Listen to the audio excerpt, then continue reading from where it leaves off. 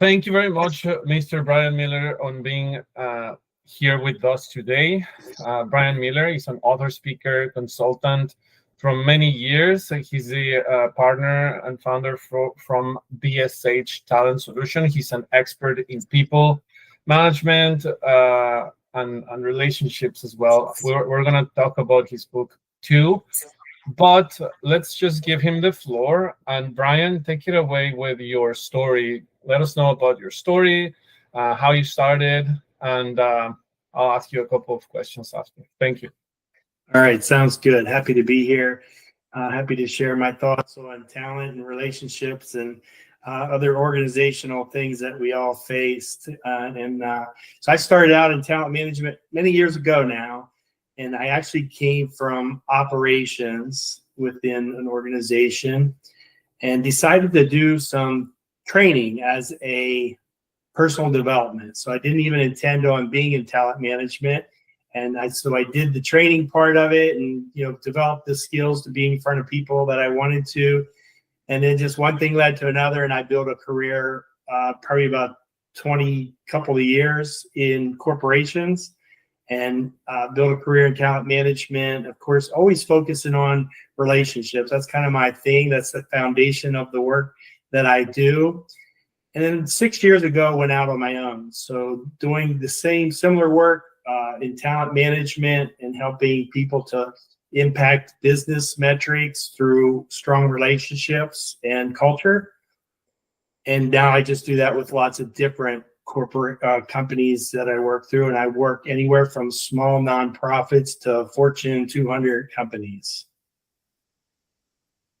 So that's an impressive background on helping so many big corporations and being in corporate America for a long time.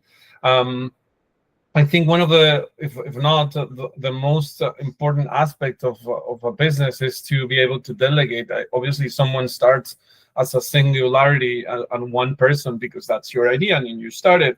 But then if you want to get far, you are not going to be able to do it without help. And that help comes in a form of people that have different skill sets than yourself. So why was it that you focused your career path, Bryan, into the people and the culture and relationships? Obviously, you could have decided to go after finances or marketing or sales or things like that. So I'm curious. I agree. I think one of the most powerful things that someone can have to be able to scale, it's the people that you have. So I would like to have a squeeze of that juice on your brain on why is that you focus your career there, and a couple of things that I have here as well under the belt.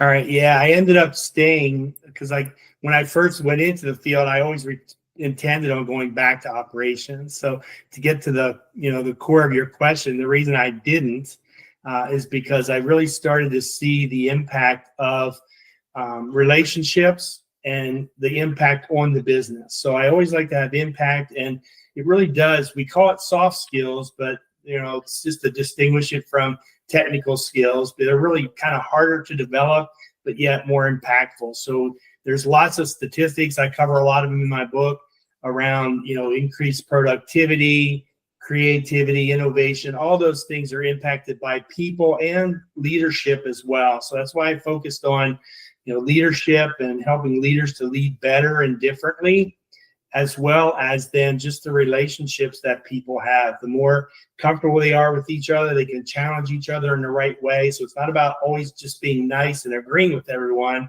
It's really about getting people to help them to be able to challenge each other and discuss things and debate things.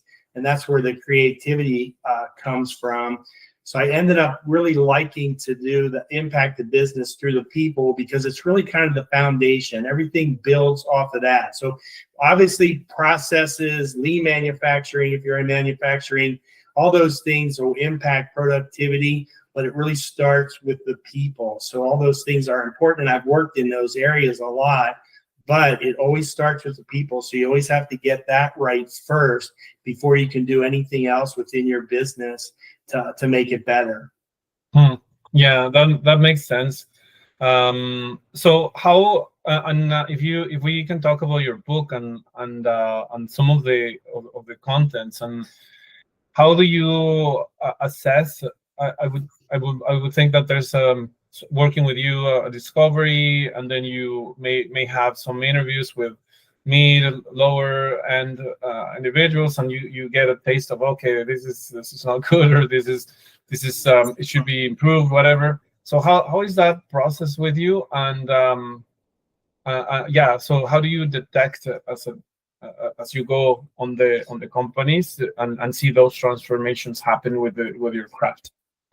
Yeah, you laid it out pretty well there. Really, we do go in first is to learn about what's happening, what's going on. I think everything lives in a context, so you do have to understand it. Obviously, I have a system that I present in the book for how to focus on culture, how to bring people together, but it's going to be different in each organization. So the first step of the discovery really is to learn what's going on. And you're right, it's talking at all the different levels and understanding what's happening and things like that. And then it's really there are some assessments that we do and get the results and factor all that in. And then it's really about envisioning what the future could look like. So even if you're doing really well, you can always get better. So it's envisioning what that getting better is for you and your organization.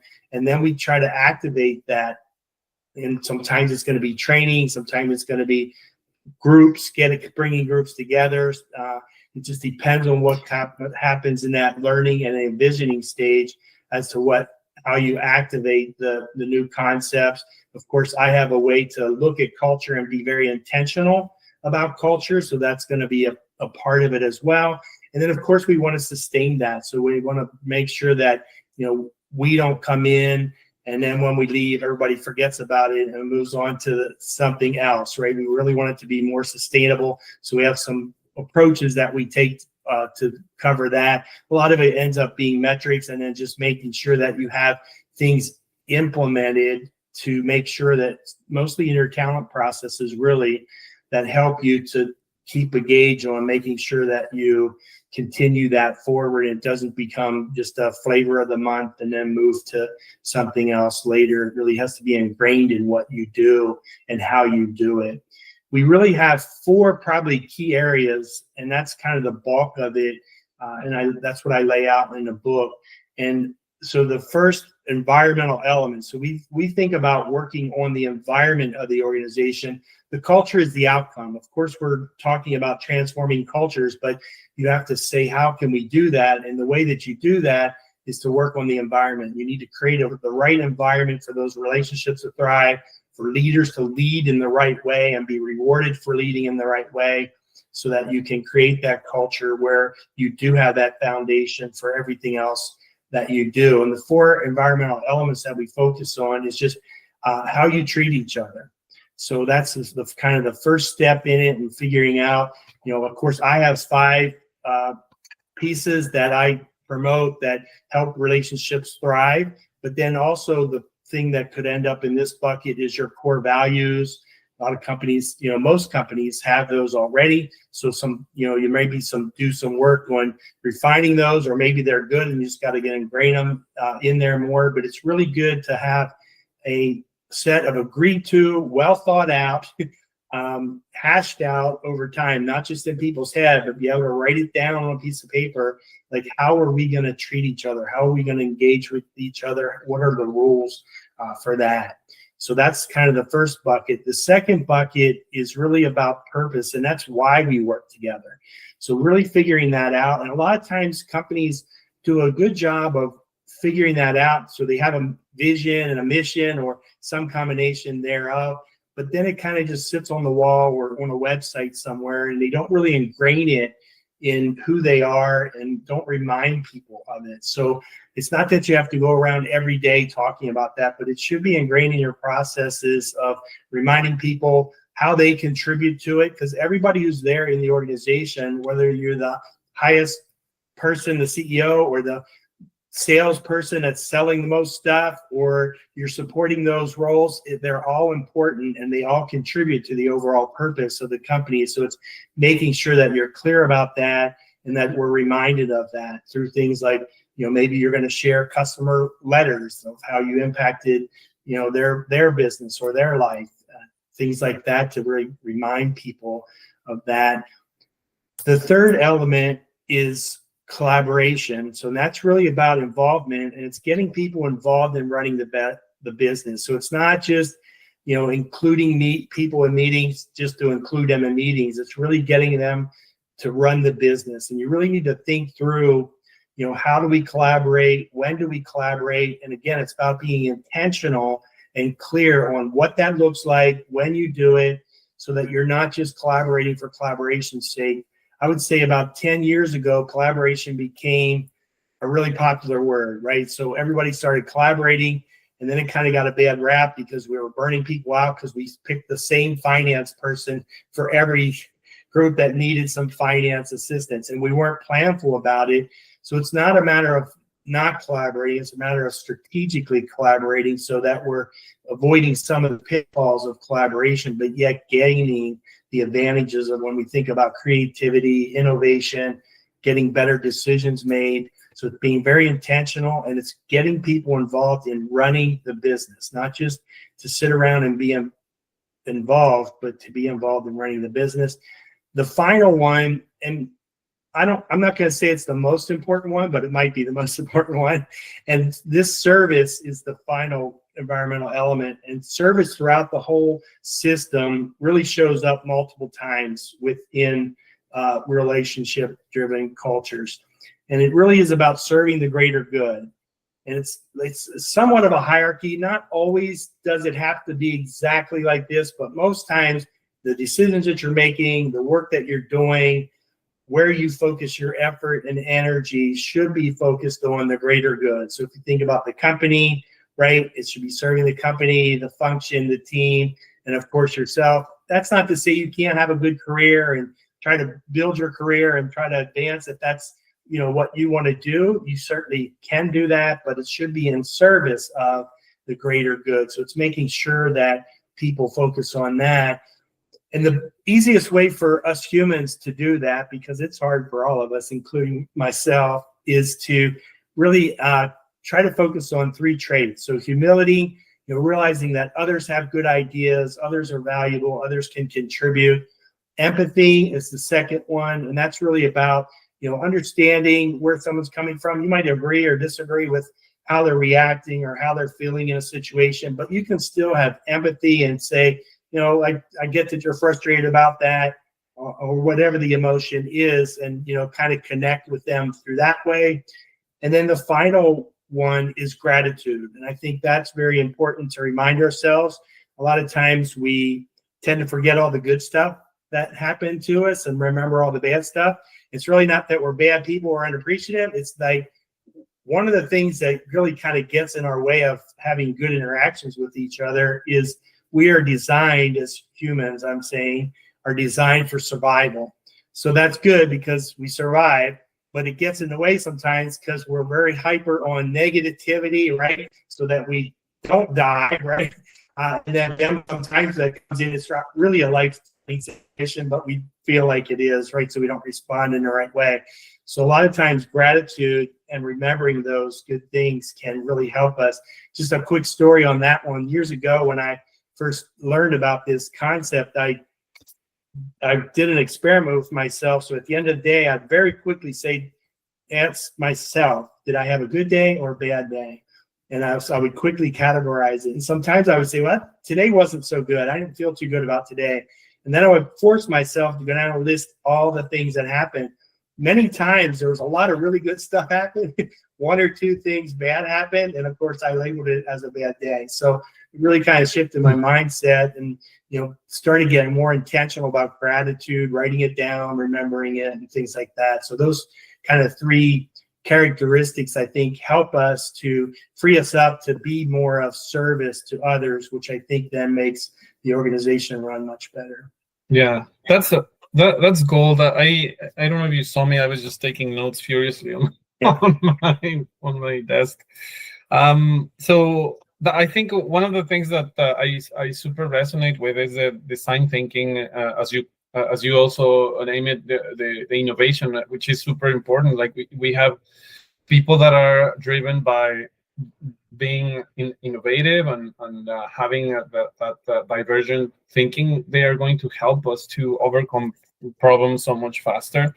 Um, One, the collaboration, the systems when you go in and you help them with whether if it's you have like pieces of your chess and your chessboard. You need to make sure you don't play the tower, or you don't play like things the same way. You need to make sure that they are played in a way that they get leveraged. So absolutely. And the I didn't expect the last one being the serving for the greater good. I think that also reminded me of Simon. I don't know, you might know Simon Sinek, the wise. So that Yes.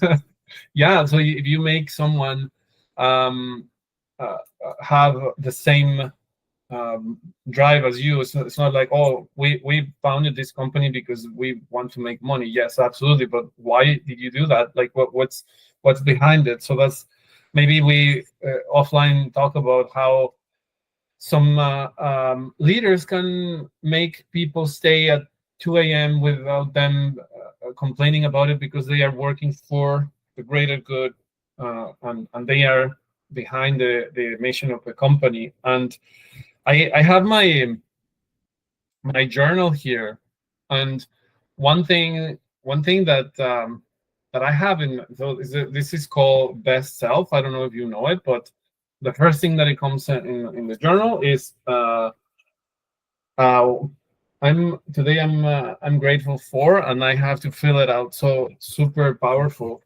Once I was joining a program, and I was very depressed, and at that time I was in a valley, having a tough time in my business, and then I encountered one of my a fellow agency owner member that was also in the program, and he's bound to a bed.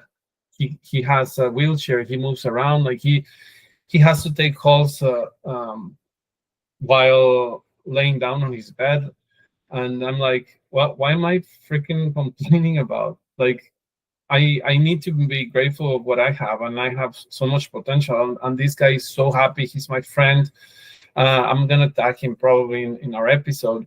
But Aiden, my friend, he lives in the US. Like, absolutely agree with you, Brian. We need to be super super grateful on what we have, and what we have is something that someone else is cherishing, and we should be absolutely grateful for that. So yes, 100%. So if someone wants to get your book or wants to get in contact with you, how do they do that? I will obviously put in your LinkedIn. I'll put your website as well, and your book on Amazon. But just in case, is that a good path for us to take? Yeah, absolutely. That's a great path. And the book, you can get it anywhere books are sold. Amazon, it's on Amazon. That's a lot of times where people go and get it, because it's just real easy and it gets there pretty quick.